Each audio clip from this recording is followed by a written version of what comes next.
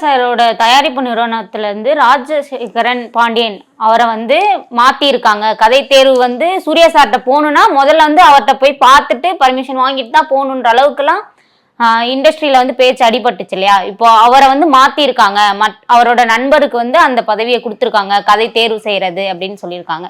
இப்பதான் சூர்யா சாருக்கு வந்து ஞான உதயம் வந்துருச்சா அப்படின்னு சூர்யா வந்து கதை கேட்க மாட்டாரா? இல்ல சூர்யா வந்து கதை கேட்க மாட்டாரான்னு கேட்குறேன். இல்ல இவர் ஓகே பண்ணாதான் அது சூர்யா சார்ட்டே அவருக்கு ஓகே பண்ணாங்க. இங்கே ஒவ்வொருத்தருக்கும் ஒரு டேஸ்ட் இருக்குல்ல.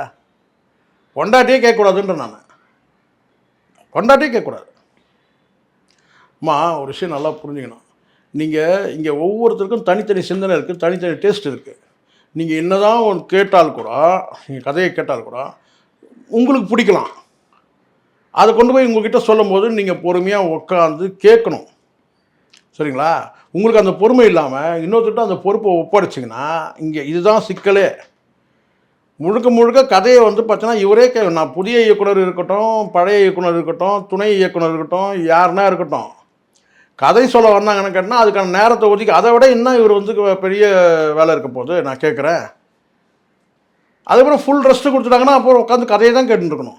இந்த ரேஞ்சில் போனால் சூர்யாவுக்கு வந்து ஃபுல் ரெஸ்ட்டு ரிட்டையர்மெண்ட்டே கொடுத்துருவாங்க இந்த ரேஞ்சில் போனால்.